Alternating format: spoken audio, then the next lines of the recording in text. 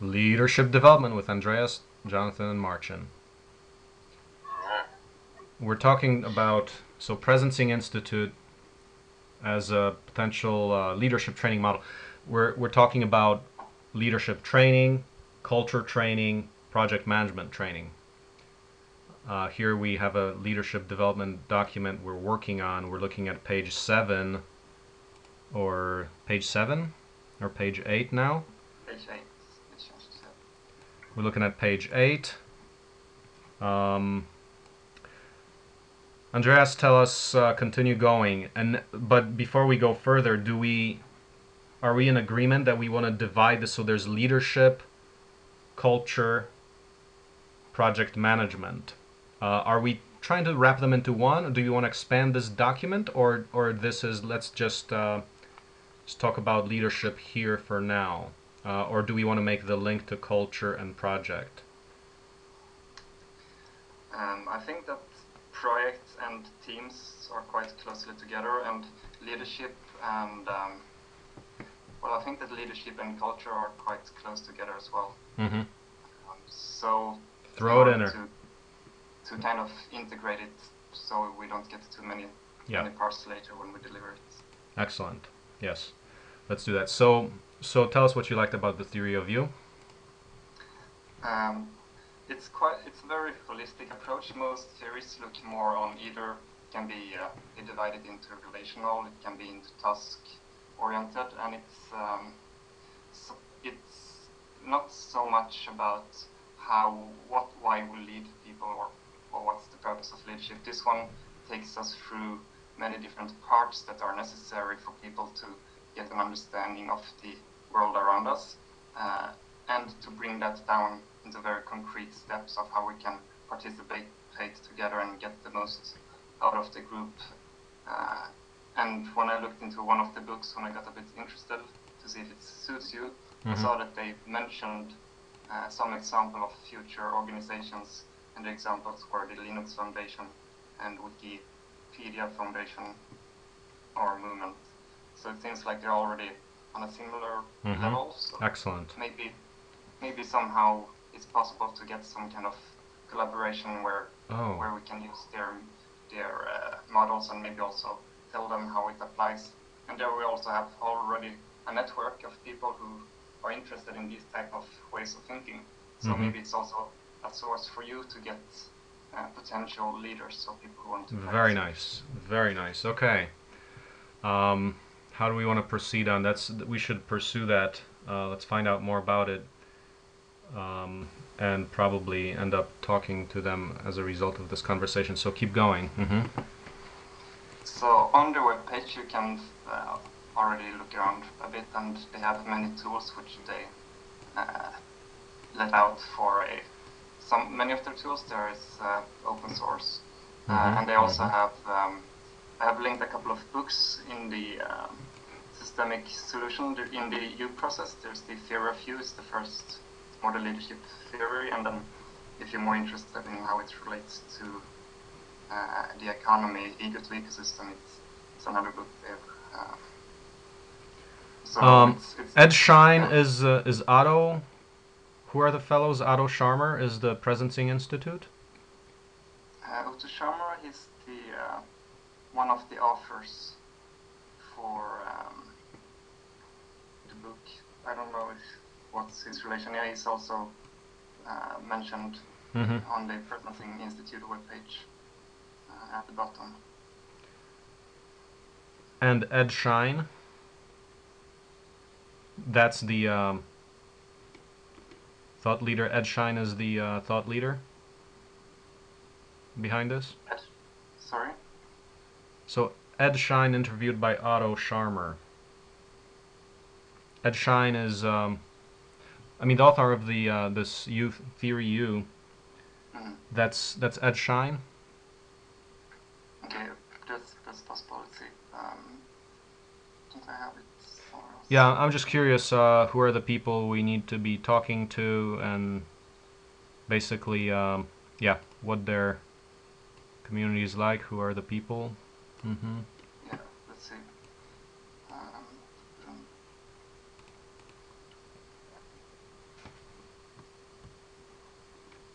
Jonathan, do you have any feedback? Yes, definitely goes into some things in sharing about sociocracy and dynamic governance, which kind of, I would say, dovetails to some degree. Um, Something that definitely to share with Andreas about Dinah Lee Christensen, about her sharing with sociocracy and dynamic governance, which Mm-hmm. may be able to have a similar thought process, just presented a different way. So it's interesting to see how this cross-pollination would work with between the two. We're joining the Mm-hmm. Yep. Sorry. Yeah. Nice.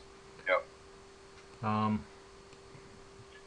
Okay. Because I mean, essentially, the theory view proposes the quality results, are affected by any kind of social system as a function of quality awareness, attention, and consciousness that participants in the system operate from.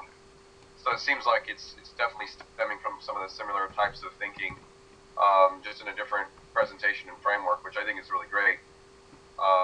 Identifying blind spots, I think, are a huge part. So Mm-hmm. interesting to see how the how different the process is. It seems like this has a little bit more of a I wouldn't say gradient, but more of a identified process specifically. Yeah. Excellent. Dynamic governance was abstract, Yeah. Yeah. We have to look at the specific tools that are offered and how they apply to OSCE. What's the Andreas? Any comments yet on the other leadership systems or frameworks? What are they? Leadership frameworks like spiral dynamics, Okay. Yeah. intrinsic, extrinsic value hierarchy. Mm-hmm. Yep. Yeah, this one's in the ninth slide is from the document from Dan. Mm-hmm. Spoke about spiral dynamics and intrinsic extrinsic value hierarchy. Mm-hmm. Yep. An ecology of the mind. Mm-hmm.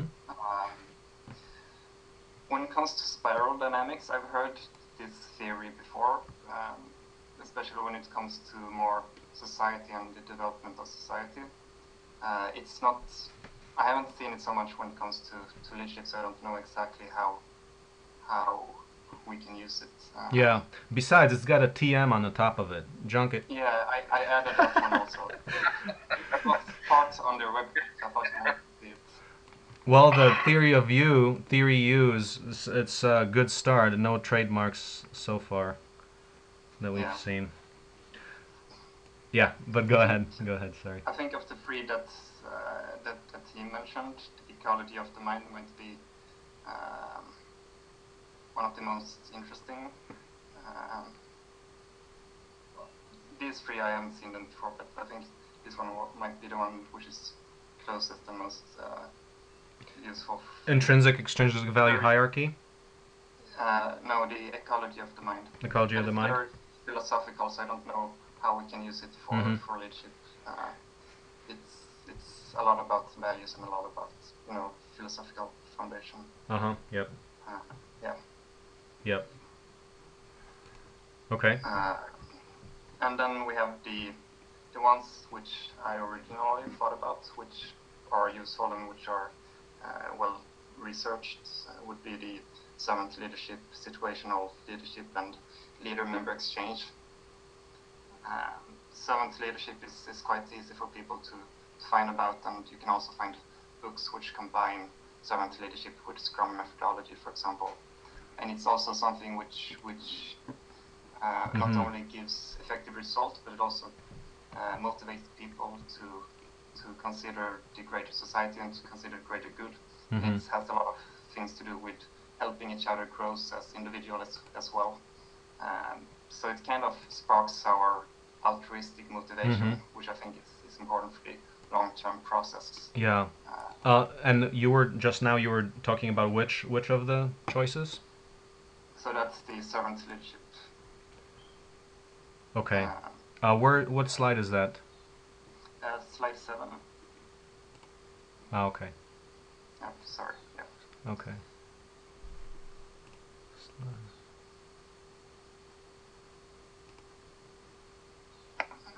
So like it can be, you can use a combination of these Mhm. ones, combination of servant leadership, Yeah. situational leadership, and theory of you, for example. Because then people get some kind of orientation when they start to lead team meetings, when they start to Mhm. they have something to relate to, they have something to, which is quite, Yeah. some of them are practical, some of them are a bit something they can grow with. Yeah. Yeah. And we can also, of course, reference best practices so that when there's questions about process, we can say, hey, no, this process has been shown to work well like this, for so that we can answer questions from experience, from others' experience, building upon others' experience, Mhm. which definitely helps in a free thinking crowd. Mm-hmm. Yeah. Yeah, so it's also good Yeah. to have something Mhm. to choose from. Like the situational, maybe it's not the most well proven theory, but it's something which most people have heard of, and it's easy for new leaders to look at it and realize that the one they lead, they actually they need to grow and they need to get time to get into their new situation. So it's quite good for new leaders to have that one. Mm-hmm. Then leader member exchange. So it's some basic things to introduce and kind of have it as a toolkit, and then they can use the ones which they feel most Mhm. attached to. Well, we should, or use often. so I think we should definitely be very specific about, okay, here's the different things we have on a plate, and how do we, I think we should architect that, since we know the requirements of the process most closely, we should architect that and then, of course, have feedback, but start with a solid foundation that we propose, that we bring to the table. Mm-hmm. Okay. So in that case, to bring as foundation, I would take the look into the theory of you, Mm-hmm. but definitely add servant leadership, situational leadership, and leader member exchange, and have that as our initial proposal as leadership, training basically. Mm-hmm. So the 6 leadership theories, those are kind of like the main, or so the theory of you also. I mean, is there like many more other ones that we're not looking at, or? Yeah, I mean, you can look at, there are quite many others which, Yeah, there's quite a few out there. yeah, quite many Mhm. ones. It really depends on what you want as well. Mm-hmm.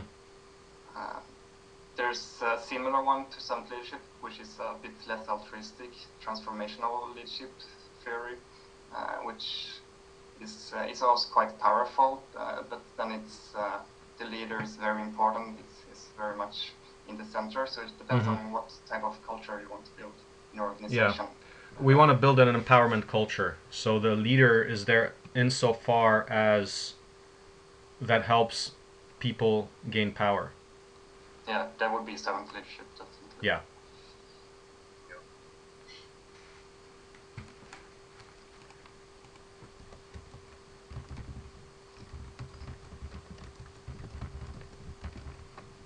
Mm-hmm. So it's a distributive leadership model. Power distributive leadership model, yeah? Mm-hmm. It's kind of also meant to make, like, if you're the leader, one of your job is to make the others leaders as well. Mm-hmm. So Mm-hmm. Leading leaders. Yep, we got to build the leaders. Mm-hmm. So that's good. That resonates. Situational leadership. What do we like about it? Let's see. Do we have any other slides on this, or let's see? Servant. Yeah, the 7th slide.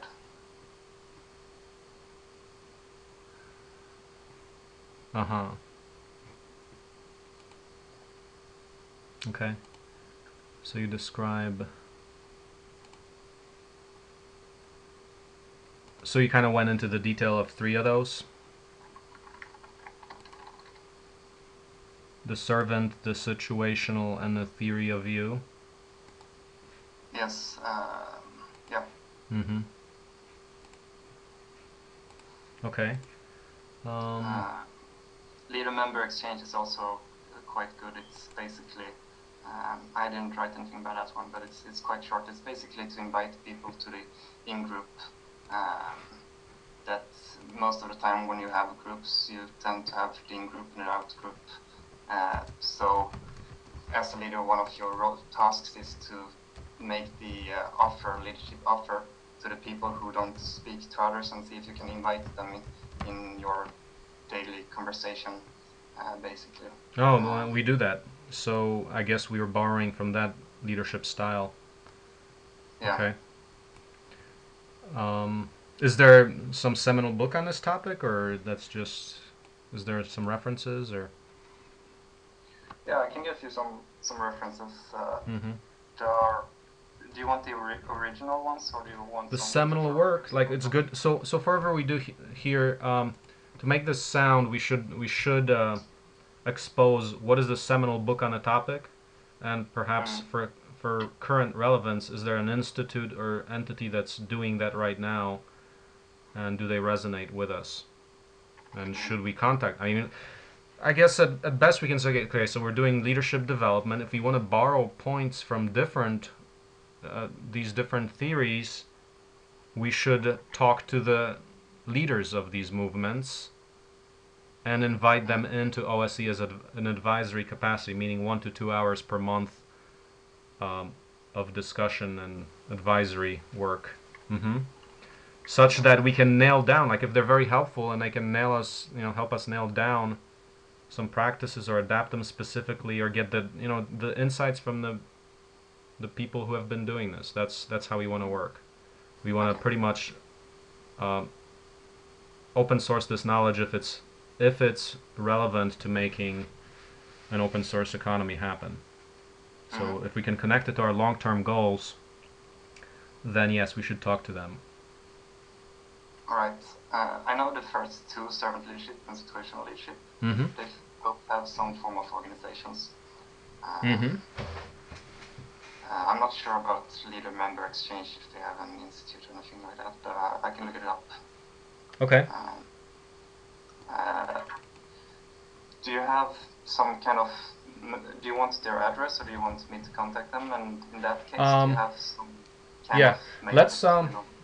Let's keep discussing that. Like, first of all, the question would be what we should come up with first. Like, what specifically do we need from them? Like, if we see, wow, we really resonate with this this leadership methodology, what do we have for research? I mean, first of all, we should read what's available and assess that, and then if we're informed, we should contact them, not just like upfront, but we should study their material a little bit, see what we want to expand on, and then we can have a meaningful conversation with them. Like then we gain the authority to say, hey, we looked at your stuff, we want to go further.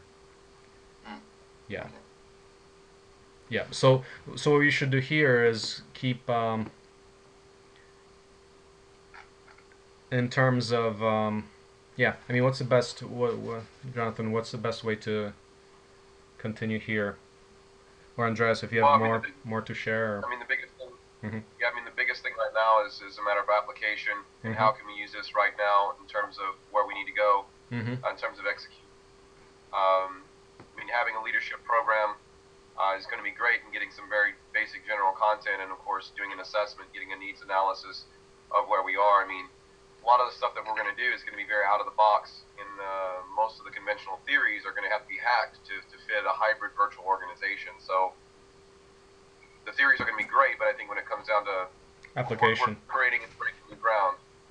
So okay. I mean, that's what it's going to come down to, because a lot of this stuff is for different types of situations or even different organizations, and given that we're a highly engaged volunteer organization, it's going to require a little bit unique dispositions.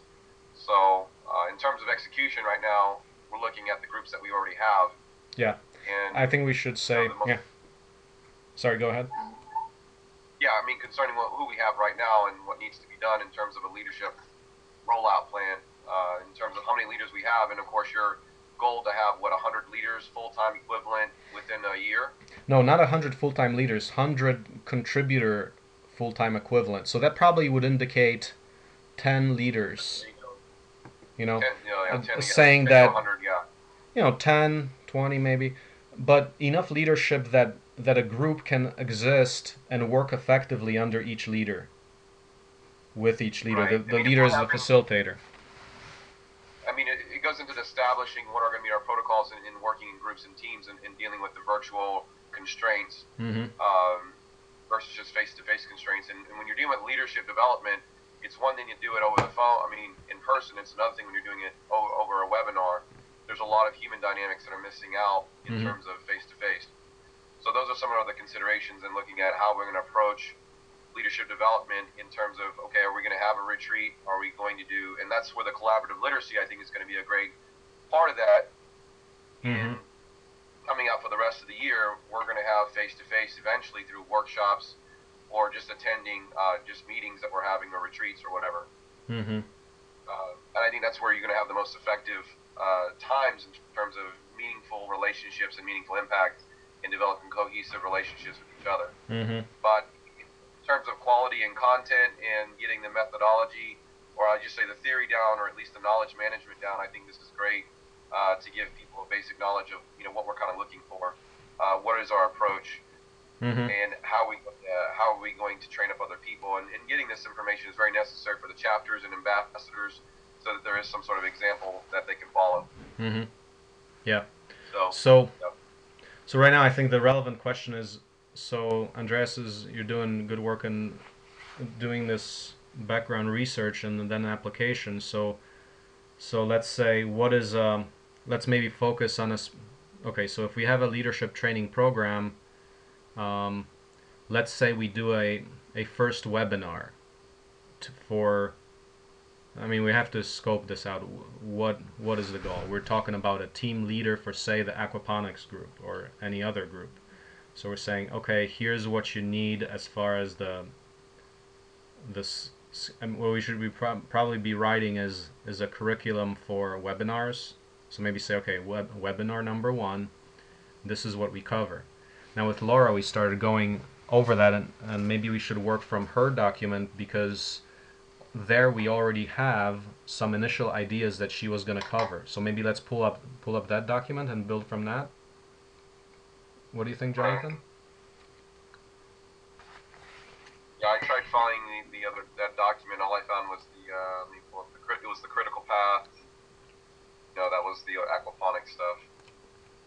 So I think that may be on her Yeah, log. I posted it in the Google Hangout. It should be there. Aquaponics technical document there in its slide 14 and 15, and I think she also has another document as well. Oh no, my window disappeared again. I'm gonna, okay. Trying to find the window again, hold on. Okay. I'll try to find her existing document or our previous meetings.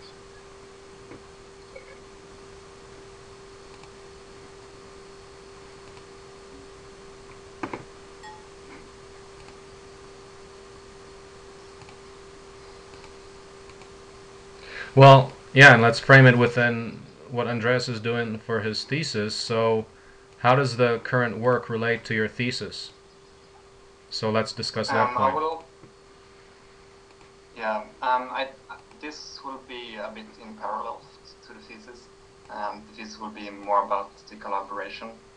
I'll try to use this as participative observation, so I still get some kind of insight of for example, how you do when you choose to work with other organizations. So it's quite good actually that you talk now about how you would engage in these, let's say you're looking for subject matter experts, and if they come from other organizations, like which ones do you engage with and why you do like that. So it's I get information about this by helping you with this leadership development at the same time. But then I also have, if it's possible to get more, I'm see if I can get more interviews about collaboration and how people perceive collaboration with other organizations and within the organizations from people that are currently volunteering for your organization. Mm-hmm. So I haven't changed the topic. It will still be about collaboration, basically. Mm-hmm. Okay. Yeah. Jonathan, can you repost the link again?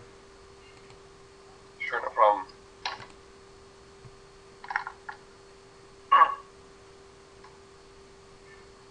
I'm also finding Laura's PowerPoint for the last bit of actual leadership training.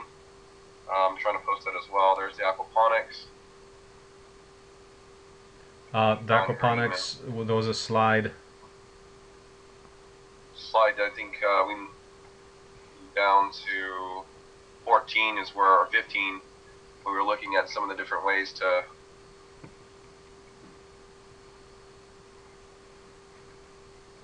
actually slide 16, but let me find the document that she sent specifically for leadership training, team leader PowerPoint.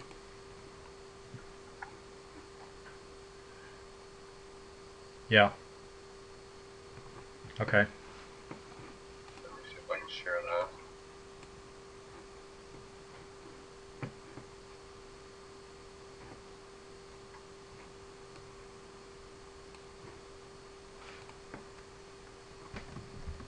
Andreas, do you have a Gmail account? Yep. Let's see.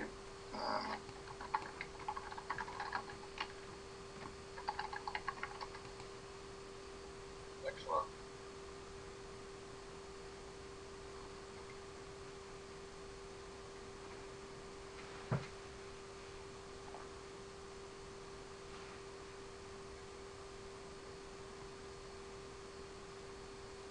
Where are we putting that document? I looked at her log. It's not on her log. It needs to be uploaded. I pulled it from my email and put it into the drive and just shared it now. Okay, so I'm gonna say I'll put it on her log so we can find it there next time.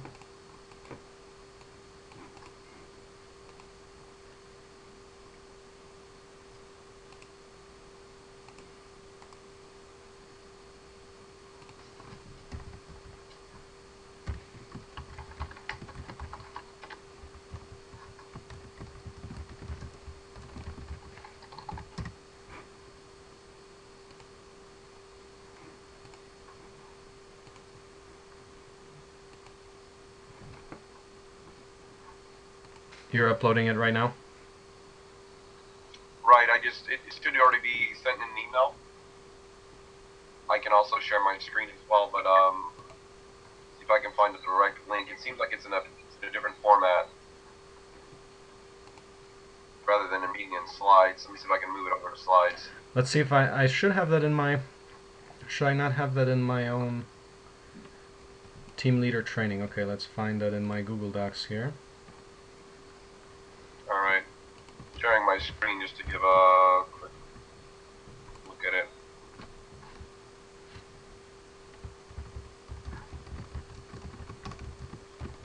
Should be starting with learning objectives. Okay, let's see. Hold on a second. I gotta...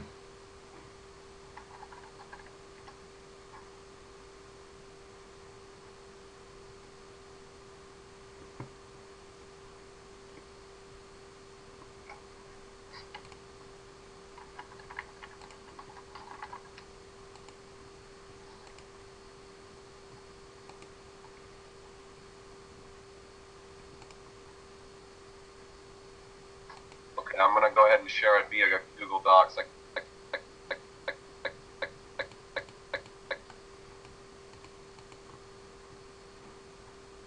Okay. Hey, let me... I have that one in Google Doc that's editable, I believe. So let's see. Let me share that. So let me share that.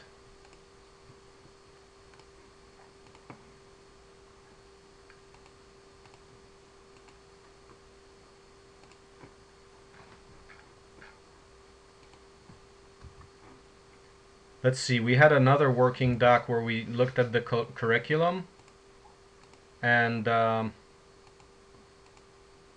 for the different. Okay, yeah, I like it. I like what she's got there so far. That's pretty good. Here, let me paste it. Here's the link. That's a Google Doc that's editable. I'm gonna put that in onto her log. Yeah, she's got some pretty good material that works. Uh-huh. So that's pretty good. It's and I think what we can do is maybe. Okay, let me just reconcile this. There was a whole.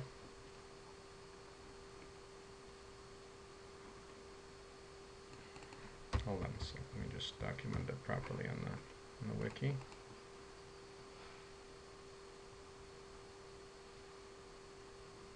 She had a curriculum of the different classes, class 1, 2, 3, 4, 5.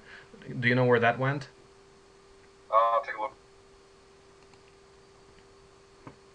Because I think what we need to do is, and as we talked with her, we take the standard leadership training materials that apply to anybody, and we refactor it for open culture, for collaborative literacy. Because Absolutely. that is not, because collaborative literacy is not an explicit goal of the materials, of the approach. So we have to add that onto the existing standard content. So basically, we start with industry standards. We add open source content to that open source value.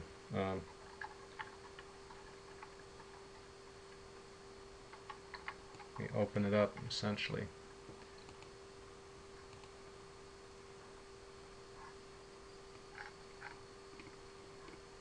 Oh, it's actually on the wiki already. Oh man, it's already there. So here, let me put. What date is that? Is that Here, there's a page like that already. just gonna. I linked that. Yeah, Okay. we already have this on the wiki. We forgot to put it on her log, or she didn't. She's not following collaborative literacy. gotta help her. She's not logging. Yeah. And these little points, like what we're...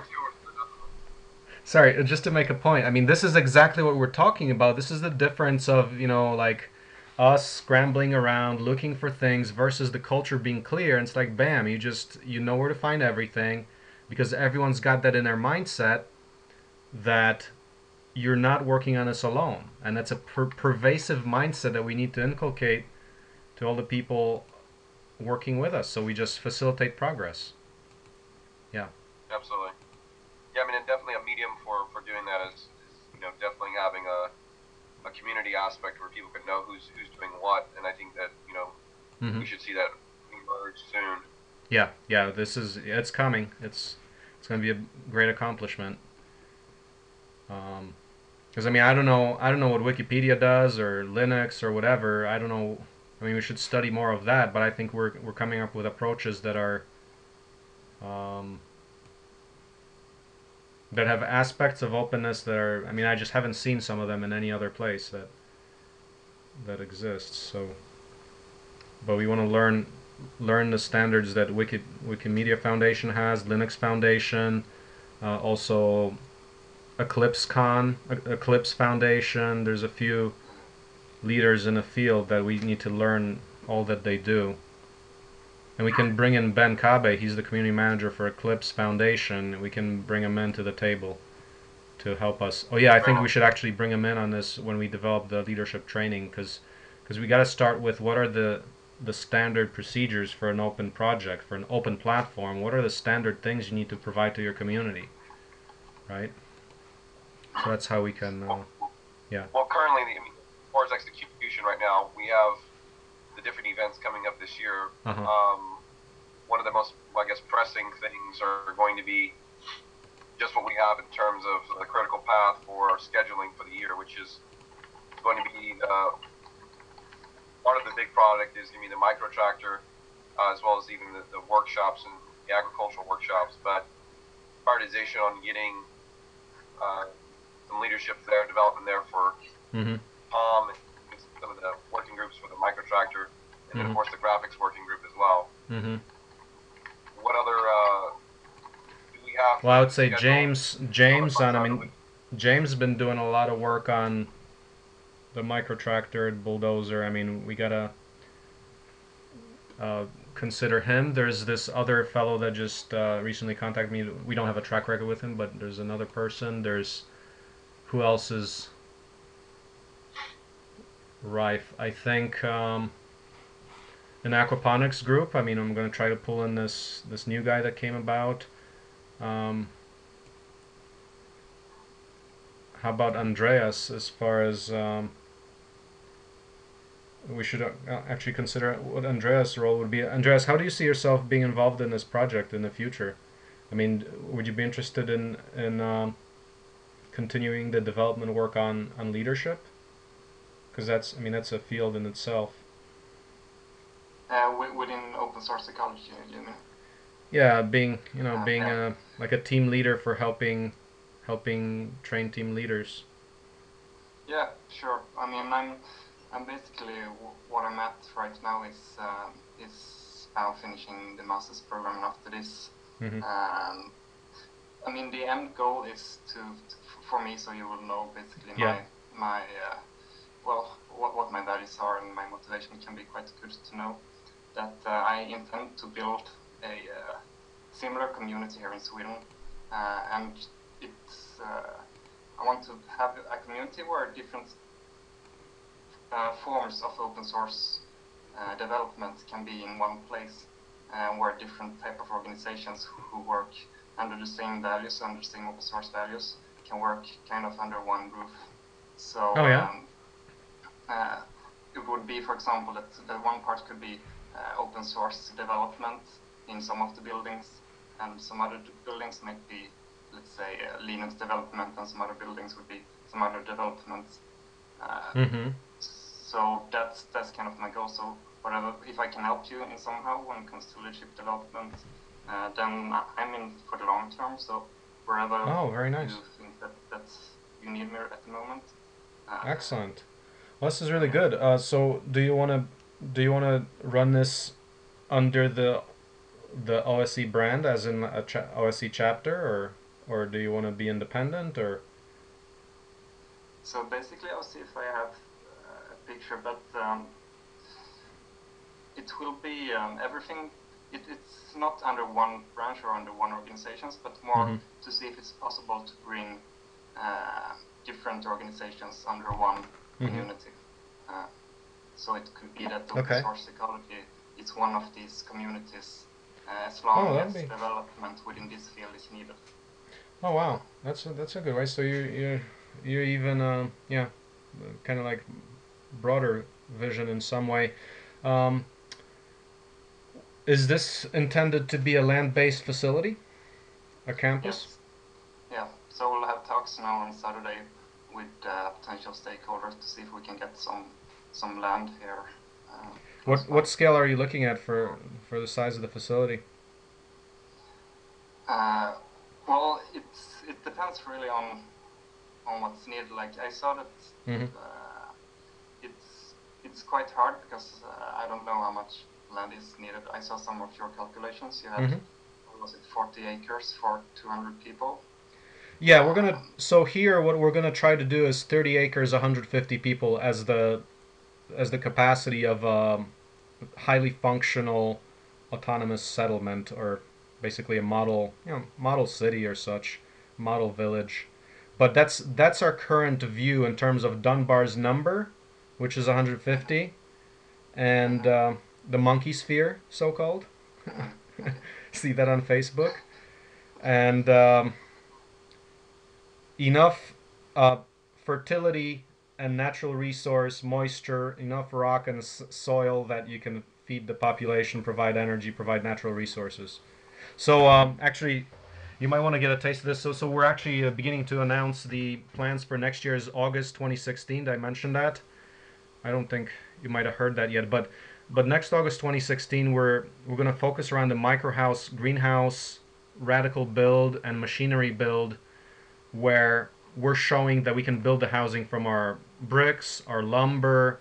We're actually considering if we can get rock from underneath for like foundations, and also by that time be melting metal, plastic, and so that we can make glazing as well as rebar, as well as like plastic extrusion for plumbing and 3D printing for other parts. So basically, really try to max out the GVCS tools for building and running this integrated house greenhouse. So you've got food and energy production definitely, but basically a big 30-day event where we bring about 100 people to Factory Farm and have a really ambitious build out. So we're gonna focus on getting all the tools ready for that.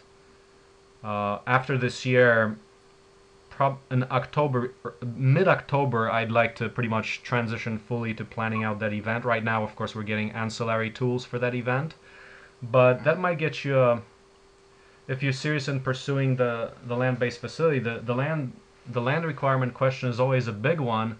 But I think the bottom line, it's got to be a kind of like a long-term perspective, or where in many places you're gonna have to rebuild, regenerate. Like at our place, our agriculture here could hardly support any people right now.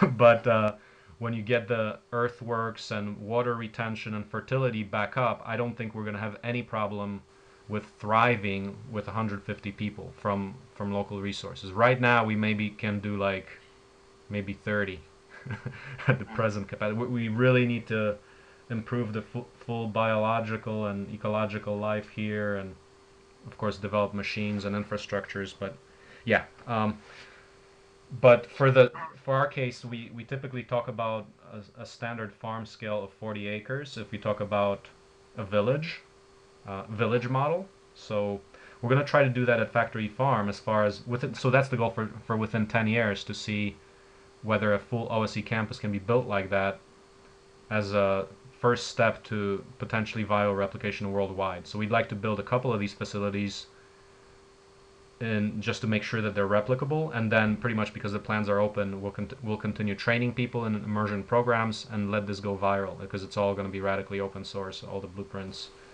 are zero barrier. This 150, that's the limit for how many people we can have in our bed? Or is Well, I think we're shooting for Dunbar's number as a limit of people who can know themselves face to face. So you have a personal relationship with people. So it's just a basic design principle we're following right now for village scale. just I thinking think about the virtual community? right. That's just a physical community. Virtual, of course, is larger. I would say that just basic kind of like productivity figures. I think per acre. And I mean, especially depends how you do it, but I mean, with depending on how you do agriculture, you can feed a varying number of people. Like for example, aquaponics is going to be very much more intense production, but we can think of like about 1,000 square feet producing all the agriculture. Actually, per person, it would actually turn out to be, in our model with aquaponics greenhouse, we're actually considering 250 square feet per person from aquaponics to feed pretty much a full diet. So if we extend it to the acre scale or hectare scale, we're talking about there's 40,000. Let's see, 40 times 4. You're actually talking about 160 people per acre being fully supported using aquaponics for food production. So the theoretical limits of sustainability on a parcel of land are actually probably several factor of several higher than the 150, probably like a factor of 10 for actually even prospering. But we want to keep it very resilient, so we don't run into. So 150, I think, is a very resilient number that can sustain itself without ever pressing the limits of the system. So that's how we're looking at it. So, because I guess with aquaponics anything go vertical as well, so Yeah. of course it will have higher energy requirements. Depends how you do it. I mean, not necessarily depends how you do it. Once again, it's about design. So actually, right now we're looking at very low energy systems in order to make that happen. But yeah, uh, what I was considering was just the food. The max limit would be 160 for food, but then of course you've got fuel needs. So it depends how much you want to be traveling. The energy needs I think are pretty clear. That you don't need so much area for. But heating and energy, like energy for travel, like depending how much you want to travel, would be a big deal, perhaps. But okay, but these are just kind of like some round figures where we stand at 150 people for 30 acres should be a great example of prosperity without hitting limits. Mm-hmm. It sounds good. So far, I've been thinking about like small numbers at first, but still, like the goal would be around in the end to be able to support about 50 people. Yeah. And then if we have like if aquaponics develops and we actually manage to do that in a long-term way and not having to rely on buying food pellets for the fish and fish feed and so forth, then we might be able to get that number up. But to start with about 50 people and get some permaculture up to feed these ones and something similar. So I think it would be possible to do something, maybe a small replication of what you want to do, and trying it also. And it's you have quite many resources here because we have a huge university with around 8,000 students, and you have many engineer students as well. So where are you located? Close to Lund. And it's Lund University? Yeah, Lund University. So there's quite a good place to set up this type of facility because you have a lot of people who are engaged in several projects, and trying to get them engaged also might give them the experience, but also give the open source development a push once the facilities are up and running. That would be amazing, actually, if it's possible. Yeah. So that's kind of a dream I'm working towards. But excellent. That's what I'm aiming That's at. not even so far from Stockholm. Well, in American terms, I guess no. Okay, excellent. Yeah. Very nice. So we should probably involve you because we're developing some chapter standards. So we'll get you in on that conversation because we want to find out for our stakeholders what are the needs of our chapters people. How does OSC support them, and how do the chapters move the movement forward? That's good too. Yeah. It's good also to relate to someone who won't only be pure open source ecology. So we get some early experience and like be able to solve this issue before you have maybe 5 people who wants to do it, and so it's it will be nice. Yeah, good.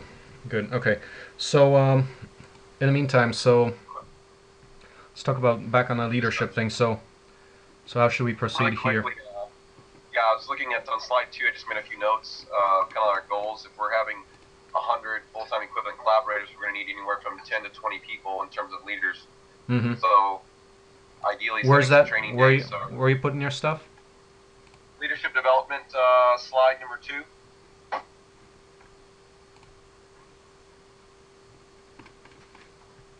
Okay.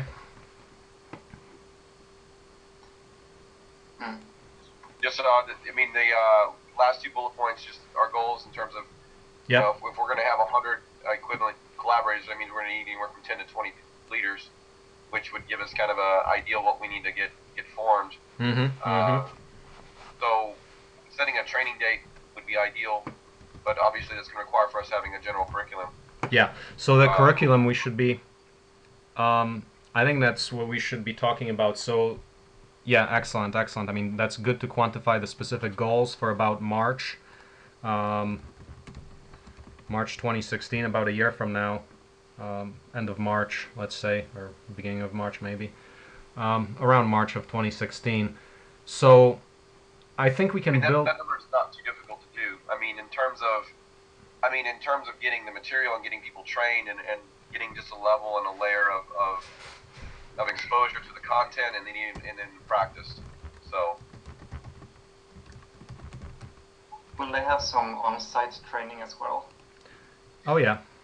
Well, I mean, for now, okay, that we don't have anything on a schedule obviously right now, but I think we can consider perhaps a retreat, leadership retreat, maybe like March or February or something, skiing in Colorado or something like that. Definitely.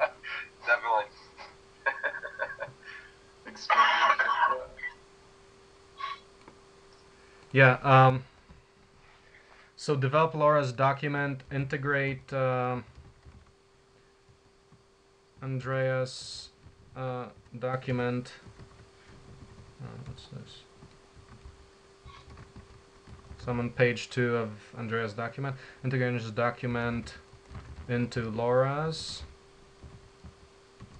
and refactor towards collaborative literacy. Yeah. Jonathan, do we find those other documents, the different lessons? Where I just forget where that was. The lesson plan. There were like 5 lessons that she was talking. If we can find that, then we'd be complete. Oh wow, that's so in Lund. You're just right next door to my home country. There, we can go in on fruit expeditions. We're planning a fruit expedition potentially in like a, because they've got a lot of interesting fruit in Poland for perennial polyculture. We might end up there. It's right next door neighbor. Yeah. Excellent. Are you from Warszawa? I'm from Poznań. Okay. Mm-hmm.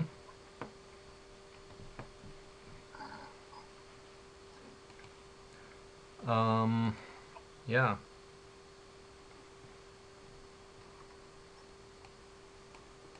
Let's see. That's like it's like a road trip across Missouri. Except you got an ocean there. Yeah. A little Baltic Sea. There's a bridge. Yeah. Okay. Some team leader training. Is the team leader training you're looking at? Yeah. So there's the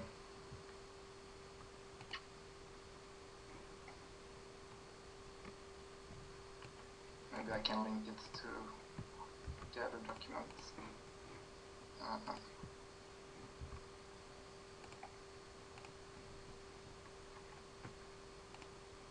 To see if you already linked here. it. Yeah. Actually, sorry. That's fine.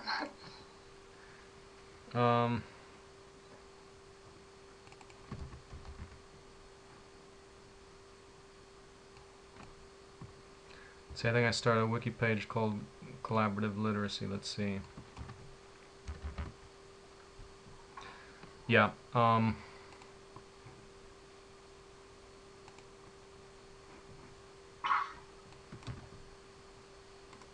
I think this Presencing Institute seems really interesting because they're quite really close and they talked a lot about similar values and it's a lot about participation.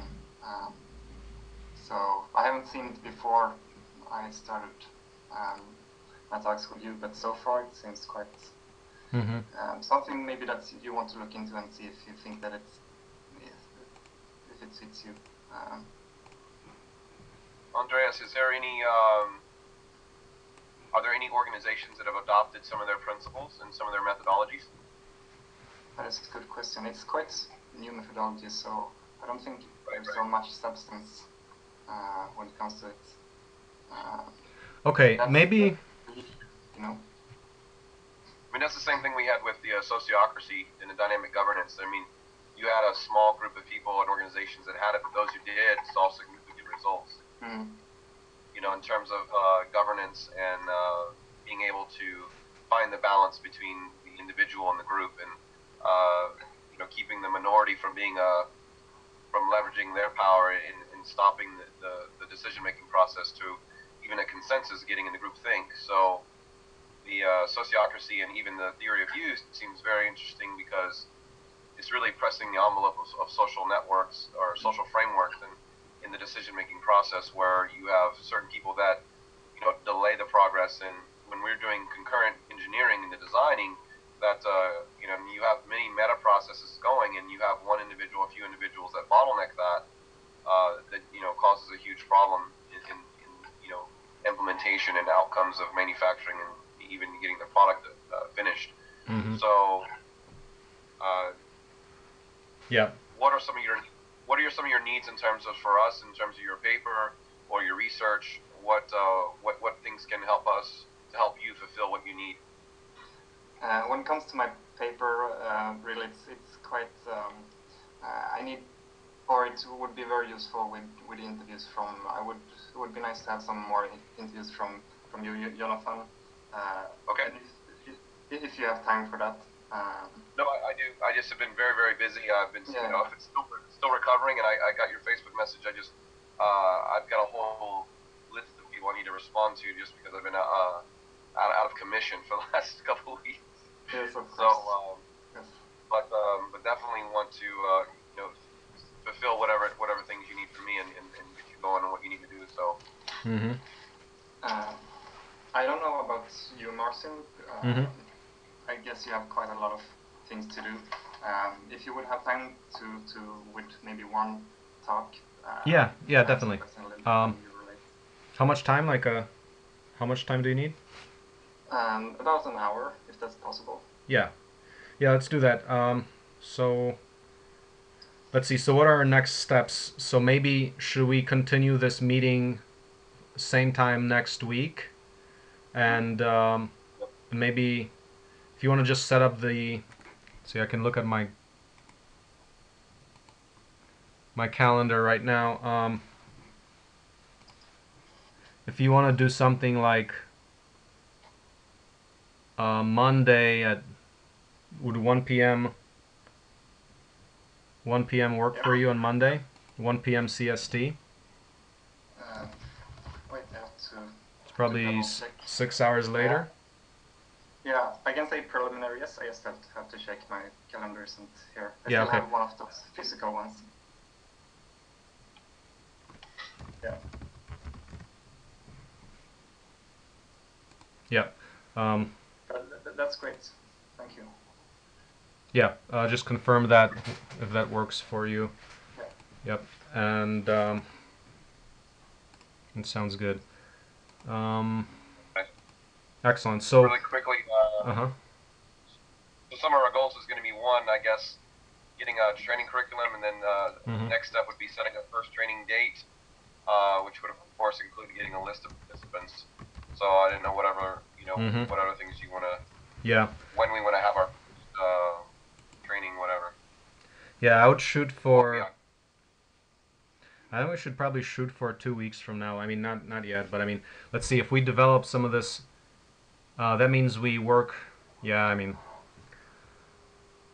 we can, if Laura's back on track. I mean, basically starting from her document and the collaborative literacy. I think we should do is. I mean, the collaborative literacy is very high on my agenda right now because I simply became really aware of how that's been a bottleneck actually. So I think I can prepare that relatively quickly, like in a week or so. It's basically Right. saying, okay, here's our culture, how we actually, whenever we do a Google Doc or this or that, when we talk to each other, this is how we operate, because people are just not clear about that. Mm-hmm. Yeah. SOPs, Yeah. standard operating procedures, protocols, or whatever we want to roll. Yeah, literally like collaborative literacy SOPs.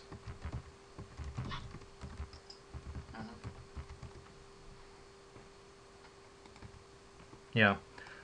Assessments, we should also come up with how do you assess that a person got it, right? Well, I mean, that goes into like just general material, and it goes into how you want to look into theory versus application. So it could be, one, we give a third, the theory, and then the 2/3 application, which you're not spending so much trying to in terms of So in the leadership development, I guess it training, really goes into how you would do application. But so in the webinar we can focus maybe like what 20 minutes theory and the rest is practice with the people. yeah,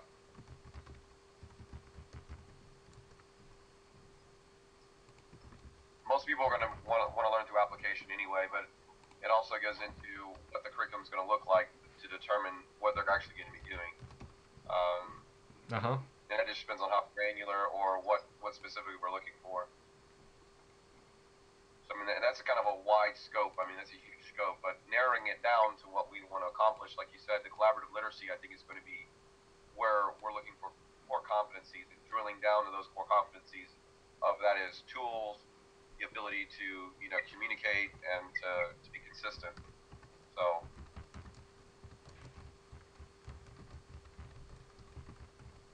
standards and scope. Scope means first of all anyone who's a collaborator, but then also bringing in how that relates to chapters and potential collaborators.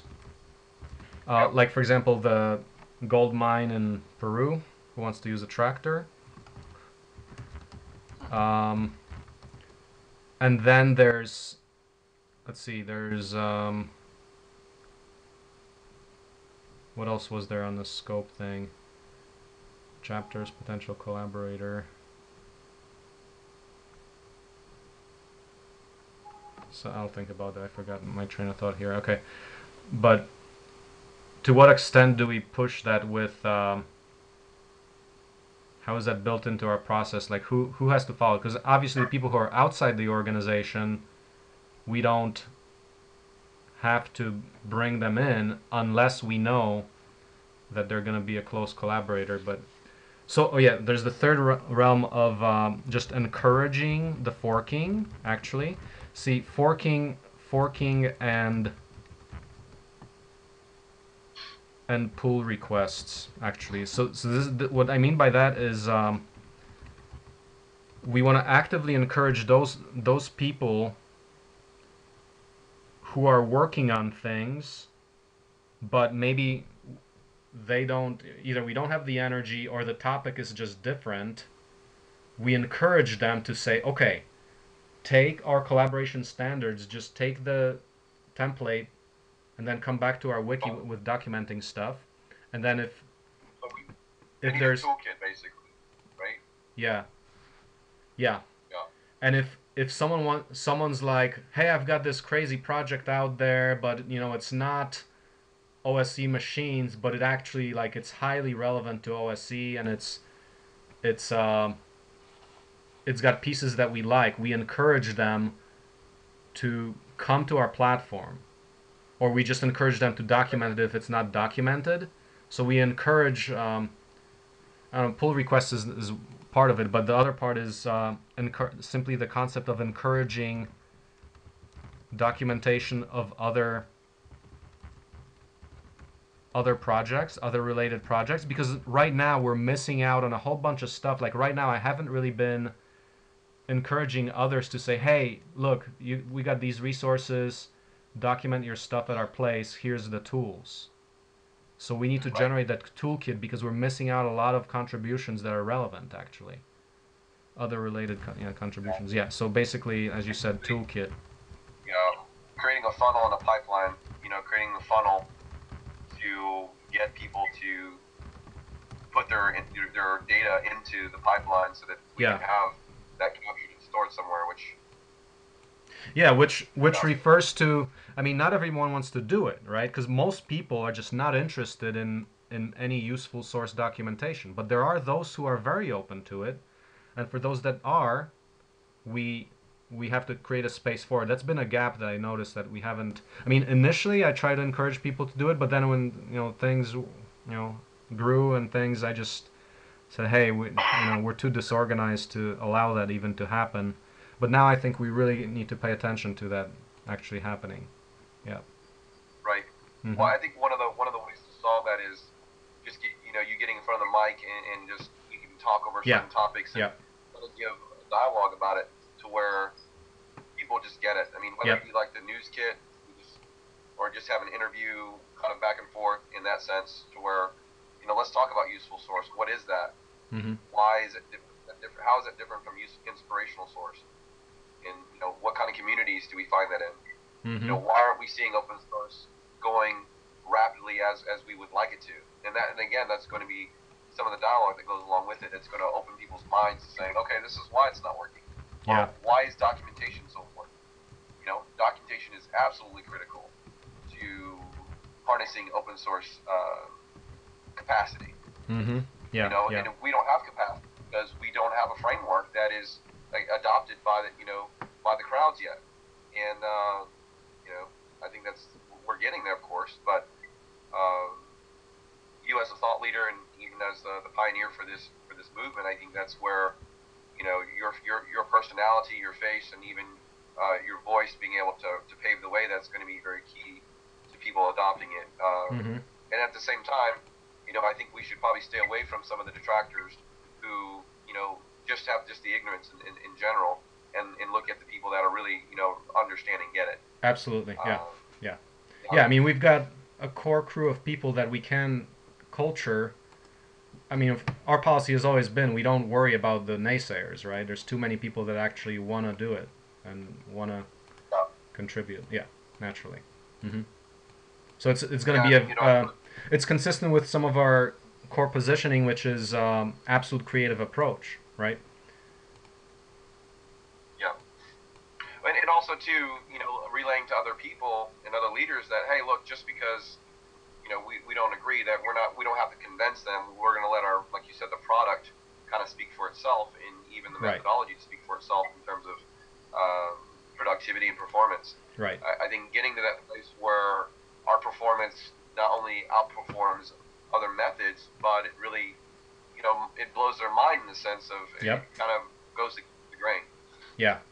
And that's something we have not really seen much of anywhere, what we're discussing right now, it's just such a frontier to be tapped, and everyone else is talking about whatever anything, just about any new discussion you hear about there, it's implicitly concentrative and still in an old paradigm. So there's not a lot of, I don't think there's particularly a lot of innovation going on in collaborative literacy, really. There's just a little bit, just so marginal. Mm-hmm. I'm really interested.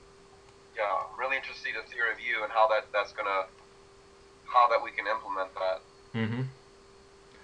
Andreas, you were saying something, or? Yeah, I'm thinking like in these first introductions, it's very good. You have quite a lot of information of exactly how they do things and so forth. I was thinking a little bit that it might be good for new or people who are interested in learning some leadership skills and maybe take some more active part in those things, to know exactly what it is that you expect from them, and also what kind of decisions they can make when it comes to questions like how much, because the more decisions, basically so they know their role and how they will relate to open source ecology, so they don't need to feel uncertain about what's on their plate and what they can decide about. Yeah. Role ambiguity. Mm-hmm. Yeah. And this goes into so it's kind of several things coming together, but I think the method that we're migrating to is the open source consortium concept, where we bring in leaders around the table to spawn projects that then become that start to go on their own. Of course, the governance there is tricky, because how do you bring a bunch of leaders? Like, who owns it, right? Up front, who owns that? I mean, who's the real owner if we're inviting people to a consortium, to an open consortium? And I think the answer is clear if we position that as, hey, we've got this collaborative literacy, this open process that we're interested. We develop the capacity to run an open process in this consortium, and we let it go from there, right? So the ownership is, we're just pretty much, I guess, using the words we learned today, in leader exchange, was it? Member exchange, where people coming in. Well, first of all, people are brought into the table to take leadership, but the power conflict comes from, okay, what happens when scarce resources are now on a table? Like, okay, like who's gonna be, whatever, gain the fame or whatever power from this? Well, no, it's not about us gaining power. The core principle is it's a distributive process. We set up a process whereby power can be distributed, and that, I think, that principle, no, I think, is a strong one to go on in terms of governance. Like, how do you get people to agree to what the fruit is, and then the people have to agree to the fruit is, if you have the open plans, then that's the power. That they have to understand the distributive economic model. So within basically within the consortium, open consortium, I guess we need to train the people up front about what this distributive power, collaborative literacy is. I mean, the collaborative literacy needs to include the distributive economic goals at the core of that for people to do it. Because we actually ran into some issues with it already on people who we thought were absolutely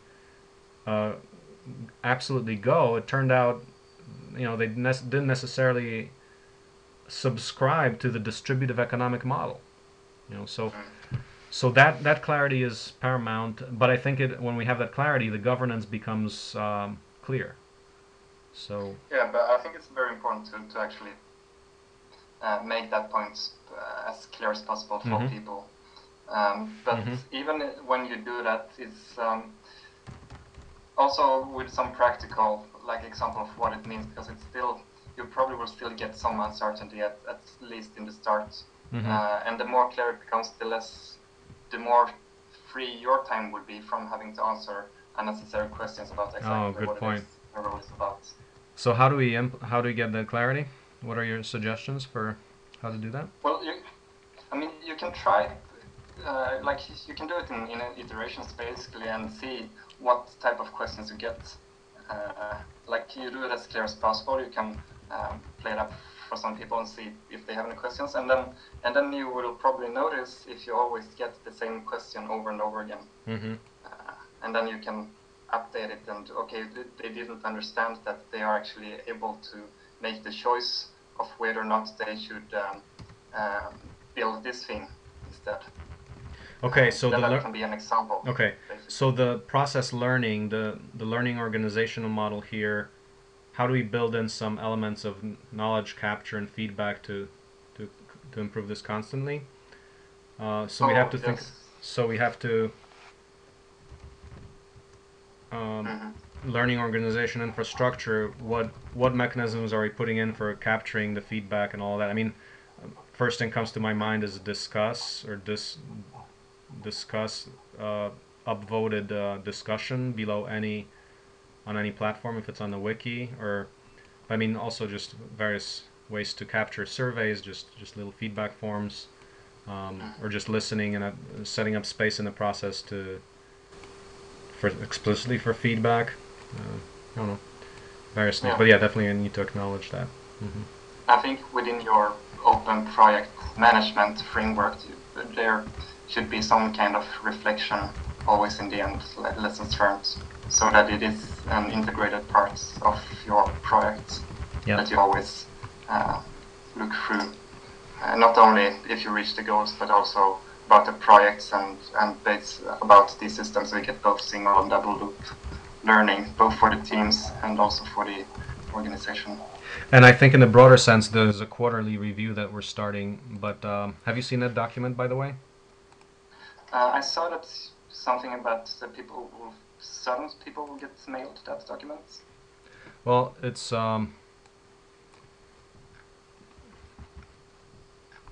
me just send you that link. You should actually take a look at this, because so this document in a text box. I'm gonna also link that. That's actually a document that's I claim is reviewable, and I haven't published that on a Facebook or anything yet, but I should do that. But yeah, take a look at that. That's useful. I linked that there too. Okay. Yeah. Okay. So learning organization. Okay. So we'll prepare the materials. We'll set a first training date as early as 2 weeks from now. That'll be just about time. I mean, yeah, I mean, let's really shoot for like 2 weeks from now. First webinar. Right. I guess we have a running list of leaders already somewhere. I know they've seen that. I guess we can just recalculate that list. We didn't find Laura's curriculum. Sorry? Jonathan, Yeah, Laura's curriculum somewhere. I remember seeing that, or one of our objectives was to get a list of leaders which we could have. So I think there's two different segments there: leadership in terms of the organization, and then of course facilitators, leadership facilitation, being a facilitator, which I think is the second ancillary leg to that, to where people that want to be involved in a project can actually take on that training, even as a function for them to be engaged to some level. But I think that's an essential function. Yep. Especially a lot of permaculture, agricultural groups, that's one of the weaknesses that they have, and that's a service we can provide for them. Granted that, in exchange, we are able to get a lot of work done, microtasking. Yeah. Okay. Sounds good to me. Anything else? So far, so good on this end. Anything else, Andreas? Yeah, I was thinking like who. So you're gonna develop some kind of curriculum. I was wondering for the next week, what role does the other girl? So Laura, she's a professional. She's a professional business consultant person who's helping us, and so she was drawing up the actual curriculum, which the concept was, like, for example, the thing that's linked in this document, Laura's document. That was the first one. There were like 4 or 6 that we proposed. I was gonna take a look at that and pretty much refactor it for collaborative literacy, just really the OSE slant on it, wherever possible, and we use that as the course material. So that's what we were thinking about. Can follow up with her. We'll include you on that. We can follow up with her to see what happened today and what her goals are in terms of generating more of this training material, webinar material. Okay, good. And yourself, maybe if task for you could be something like maybe contact the just to research and feed us with more direct feedback on how Theory U can help us, or like also I don't know how much, because it's really also depending on what you want. So for example, when it comes to project management, it's really which type of projects you have, if you really have agile projects and these type of things. So the risk is that you put up a curriculum and you give training methodology for, let's say, agile projects without first making sure that you actually do have agile projects. And also looking at what type of uncertainties you have to see, basically to see what the curriculum would need to include. I mean, maybe you already done that with Laura. But for example, like what type of uncertainties are there in the project? If it's uncertainties about the goal, or do you always know what the goal is?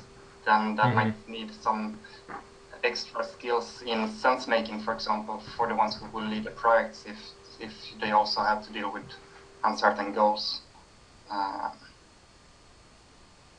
So it would be good to have a few people who actually look through the different parts of your organization and can discuss and to make sure that you get the right training. But well, maybe you already done that with Laura. No, we haven't. But that's the concept I think we're pursuing is that we take her material and adapt it to the specific case of OSE, and say can give case examples. Okay, this is how this applies in aquaponics. This is on the microtractor or the graphics working group. So I think that's where we're at right now. We're taking the materials and refactoring it for the OSE case, you focusing on typical needs of OSE in terms of the